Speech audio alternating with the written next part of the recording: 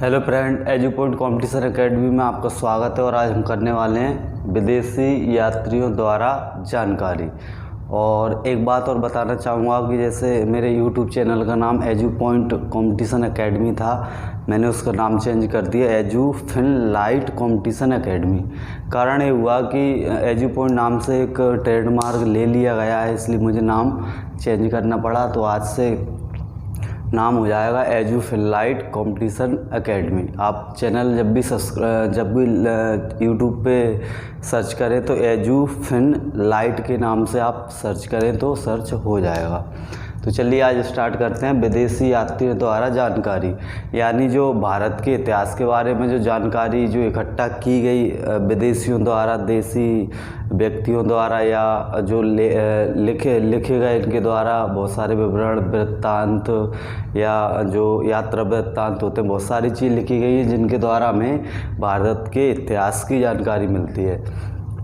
तो पहला हम देखेंगे यूनानी रोमन लेखक, यानी यूनान या रोम से जो लेखक थे उनके द्वारा जो भारतीय इतिहास के बारे में या भारत के बारे में जो लिखा गया वो हम आज देखेंगे। तो पहला था टेसियस एक ईरानी राजवैद्य था। इसके द्वारा भारत के संबंध में दिया गया विवरण आश्चर्यजनक कहानियों से भरा है, इसलिए अविश्वसनीय है। यानी जो टेसियस नामक राजवैद्य था, इराक का राजवैद्य था, एक राजघराने में वैद्य था, उसके द्वारा भारत के बारे में जो विवरण दिया गया वो एकदम सटीक नहीं है। यानी कि वो ऐसा विवरण है जिसमें कुछ बड़ा चढ़ा के ज़्यादा कुछ भर दिया उसके द्वारा, इसलिए अविश्वसनीय उसको माना जाता है। अगला है हेरोडोट्स। और हेरोडोट्स के बारे में कहा जाए तो इन्हें इतिहास के पिता भी कहा जाता है। तो क्वेश्चन अगर एग्जाम में कभी भी बने कि इतिहास के पिता किसको कहा जाता है तो हेरोडोट्स को। इनकी पुस्तक का नाम है हिस्टोरिका। पुस्तक का नाम याद रखें आप, हिस्टोरिका नामक पुस्तक लिखी है 5वीं सदी में।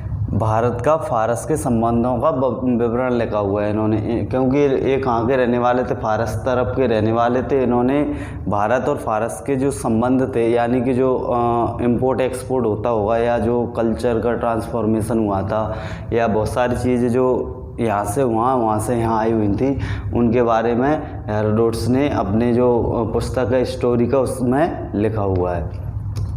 अगला है निरयाकस। चौथा है अनोसिक्रेटस। पांचवा है आस्टिबुलस। ये तीनों कौन थे? सिकंदर के साथ आने वाले लेखक, इनका विवरण अधिक प्रमाणित है। तो क्वेश्चन बनेगा कि निम्न में से सिकंदर के साथ कौन भारत नहीं आया था? तो 3 तो आए हुए थे, तो 3 तो आप लोग याद कर लेना है कि निरयाकस, अनोसिक्रेटस, आस्टिबुलस, ये तीनों सिकंदर के साथ भारत आए हुए थे। और इनका जो विवरण है, जो भारत के बारे में जो लिखा हुआ है, वो अधिक प्रमाणित माना जाता है। अगला है मेगास्थनीज कौन थे? यह सेल्यूकस निकेटर का राजदूत था। यह चंद्रगुप्त मौर्य के दरबार में आया। इसने अपनी पुस्तक इंडिका, ये पुस्तक का नाम याद रखना है, इंडिका नामक पुस्तक लिखी हुई है, जिसमें मौर्य युगीन समाज और संस्कृति के विषय में लिखा है। यानी जो मेगास्थनीज था चंद्रगुप्त मौर्य के दरबार में आया था, यानी कि इस पर एक क्वेश्चन अच्छा खासा बनता है कि चंद्रगुप्त मौर्य के दरबार में कौन आया था? मेगास्थनीज। और मेगास्थनीज द्वारा कौन सी पुस्तक लिखी गई? इंडिका। इसमें मौर्य समाज और मौर्यों की जो संस्कृति थी, यानी कि जो मौर्य उस टाइम पे जिस प्रकार रहते थे, जिस प्रकार से वहाँ पर शासन करते थे, वो सारी चीज़ें इसमें लिखी हुई हैं। यानी समाज के बारे में, किस तरीके का समाज था, वहाँ की संस्कृति कैसी थी, वो लोग कैसे रहते थे, कैसे खाते थे, कैसे व्यापार करते थे, कैसे त्यौहार मनाते थे, सारी चीज़ें इस पुस्तक में इसमें विवरण मिलता है। अगला है डाइमेकस। तो डाइमेकस कौन था? सीरियन नरेश एंटियोकस का राजदूत था, जो बिंदुसार के दरबार में आया था। मौर्य काल की जानकारी प्राप्त होती है, क्योंकि 2-3 जो लेखक थे मौर्य काल में ही आए हुए थे, जैसे मेगास्थनीज हैं, डाइमेकस और डायोनीसियस। ये लोग क्या थे कि मौर्य काल जब चल रहा था तभी आए हुए थे तीन, तो तीनों ने क्या मौर्य समाज के बारे में मौर्यवीन जानकारी हमें दी हुई है। तो डायमेकस ने भी क्या मौर्य काल की जानकारी प्राप्त होती है डायमेकस वाले से भी। 8वां है डायनोसियस, मिस्र नरेश टॉलमी फिलाडेल्फस का राजदूत अशोक के शासनकाल में आया था और इससे भी क्या मौर्यवीन जानकारी मिलती है। तो मेन चीज़ क्या रहती है कि क्वेश्चन इस तरीके से बनता है कि अशोक के शासनकाल में कौन यात्री आया था या कौन आया हुआ था, राजदूत कौन आया था, तो ये आपको डायोनिसियस याद रखना है। अगला है टॉलमी। टॉलमी के बारे में कहा जाता है कि दूसरी शताब्दी में भारत का भूगोल नामक पुस्तक लिखी इसने। यानी कि क्वेश्चन अगर बने कि भारत का भूगोल नामक पुस्तक किसने लिखी, तो टॉलमी ने। और टॉलमी ने भारत के भूगोल नामक पुस्तक में जो भारत की भौगोलिक स्थिति थी, यानी कहाँ से कहाँ तक भारत की स्थिति है, कहाँ से कहाँ तक फैला हुआ है, कितनी यहाँ की जो लैंड है, जो ज़मीन है, या जो बोल सकते हैं भारत के बारे में, जैसे बोल सकते हैं पहाड़ों के बारे में, नदियों के बारे में, जो भौगोलिक चीज़ें होती हैं वो सारी इसमें दिखाई हुई है। अगला है 10वां प्लिनी। प्लिनी के बारे में कहा जाता है कि इसने प्रथम शताब्दी में नेचुरल हिस्ट्री नामक पुस्तक लिखी है, ग्रीक भाषा में लिखी गई है। तो इसका याद रखना है कि नेचुरल हिस्ट्री नामक पुस्तक किस भाषा में लिखी गई है, ग्रीक भाषा में, और किसके द्वारा, प्लिनी द्वारा। अगला है पेरिप्लस ऑफ इरिथ्रियन सी।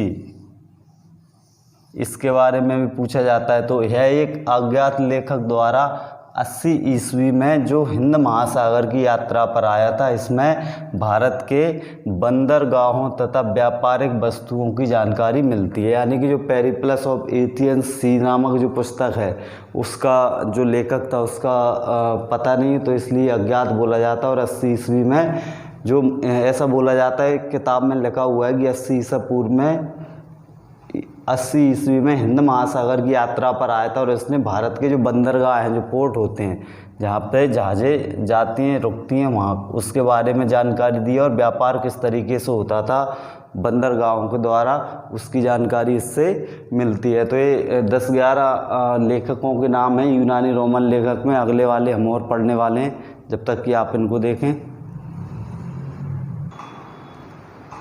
चलिए अगला देखते हैं। अगले में है दूसरा नंबर है चीनी लेखक, यानी चीनी लेखकों द्वारा भी पुस्तकें लिखी गई हैं, तो उनके बारे में देख लेते हैं। पहला है फाहियान।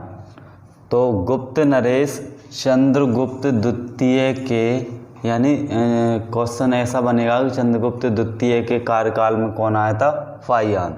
चंद्रगुप्त द्वितीय के दरबार में आया था। इसने अपने विवरण में मध्य प्रदेश के समाज एवं संस्कृति का वर्णन किया है। यानी मध्य प्रदेश में, मध्य प्रदेश की संस्कृति या समाज किस तरीके से रहता था, यार किस तरीके से व्यापार किया जाता था, वो सारी चीज़ें किसने लिखी हैं, फाहियान ने। इसने मध्य प्रदेश की जनता को सुखी एवं समृद्ध बताया है। यानी कि मध्य प्रदेश की जो जनता थी पूर्णतः समृद्ध थी और सुखी थी। तो क्वेश्चन बनेगा कि मध्य प्रदेश की जनता को सुखी व समृद्ध किसने बताया है, तो फाहियान ने। अगला है संयोगन। संयोगन का है कि यह 518 ईस्वी में भारत आया, 3 वर्षों की यात्रा की और बौद्ध ग्रंथों का अध्ययन तथा उनको प्राप्त किया। यानी कि जो संयोगन था वो भारत आया था, किस कारण, किस लिए आया था, बौद्ध जो ग्रंथ थे उनको लेने के लिए, ऐसे बोल सकते हैं, बौद्ध ग्रंथों का अध्ययन करने के लिए। इसलिए जो बौद्ध धर्म है चीन में सबसे ज़्यादा फैला हुआ है, ऐसे बोल सकते हैं चीन में बौद्ध धर्म ही है ज़्यादातर। अगला है हैंसोंग। तो यह हर्षवर्धन के शासनकाल में भारत आया था। तो क्वेश्चन ये बन जाएगा कि हर्षवर्धन के शासनकाल में कौन आया था, हैंसोंग। यह सर्वप्रथम भारतीय राज्य कपीसा पहुंचा था। कहाँ पहुंचा था, कपीसा। यह भारत में 15 वर्षों तक रहा। इसने अपनी पुस्तक सीयू की, एक पुस्तक का नाम आता है एग्जाम में कि सीयू की पुस्तक किसने लिखी है, हैंसोंग ने। अपनी यात्रा का वर्णन किया, यानी सीयू की किताब में उसने लिखा है किस तरीके से वो भारत पहुंचा और किस तरीके से, किस शासन के काल में वो पहुंचा था, उसके बारे में लिखा है। इसके बारे में और है, इसे यात्रियों का राजकुमार कहा जाता है। तो क्वेश्चन बनता है कि यात्रियों का राजकुमार कौन? ह्वेनसांग। ह्वेनसांग ने नालंदा विश्वविद्यालय में अध्ययन किया। उसके अध्ययन के समय नालंदा विश्वविद्यालय कुलपति कौन थे? शीलभद्र। तो क्वेश्चन बनता है कि नालंदा विश्वविद्यालय के जो कुलपति थे कौन थे? शीलभद्र। चौथा है इत्सिंग। यह 7वीं शताब्दी के अंत में भारत आया था। इसने अपने विवरण में नालंदा विश्वविद्यालय, विक्रमशिला विश्वविद्यालय तथा तत्कालीन भारत का वर्णन किया हुआ है। तो क्वेश्चन बनेगा इन चीज़ों पे, तो आप लोग इसको याद रखें। अगला है अरबी लेखक। अरब देश से जो लेखक आए हुए थे उनके बारे में है। तो पहला है अल बरूनी। तो यह महमूद गजनबी के साथ भारत आया था। किसके साथ? महमूद गजनबी के साथ। इसकी रचना किताब उल हिंद तहकीके हिंद, इसका मतलब होता है भारत की खोज, जो अरबी में लिखी।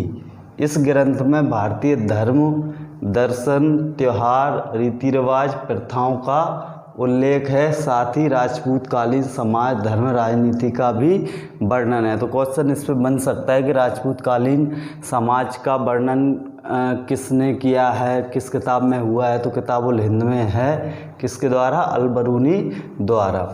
अगला दूसरा है इब्न बतूता। तो इसने रहला नामक किताब लिखी हुई है। तो याद रखना इसकी किताब का नाम रहला, जो अरबी में है। इससे तत्कालीन भारतीय समाज की जानकारी मिलती है। और 333 ईस्वी में दिल्ली पहुंचने पर मोहम्मद बिन तुगलक ने, दिल्ली जब पहुंचा तो मोहम्मद बिन तुगलक ने इसकी वीरता से प्रभावित होकर इसे दिल्ली का काजी नियुक्त कर दिया था। यानी जो काजी होते हैं वो तो दिल्ली का काजी बना था कौन? Ibn Battuta. तो क्वेश्चन बनेगा मोहम्मद बिन तुगलक ने किसे दिल्ली का काजी नियुक्त किया था? इब्न बतूता को। अगला है अन्य लेखक में जाते हैं, बहुत सारे लेखक हैं। तो पहला है तारानाथ। यह तिब्बती लेखक हैं। इन्होंने कौन कौन से ग्रंथ लिखे हैं? कयुंगर तथा तयुंगर नामक ग्रंथ लिखे हैं। तो ये दोनों ग्रंथ आप याद रखें, किसने लिखे हैं? तारानाथ ने। दूसरा है मार्को पोलो। 13वीं शताब्दी के अंत में पांड्य देश की यात्रा पर आया था। इसने पांड्य राजवंश के इतिहास की जानकारी मिलती है। यानी जो मार्को पोलो था उसने पांड्य देश जो है उसके बारे में लिखा हुआ है। तो क्वेश्चन इस पे भी आ जाता है कि मार्को पोलो की बुक से किसकी जानकारी मिलती है? पांड्य राजवंश की।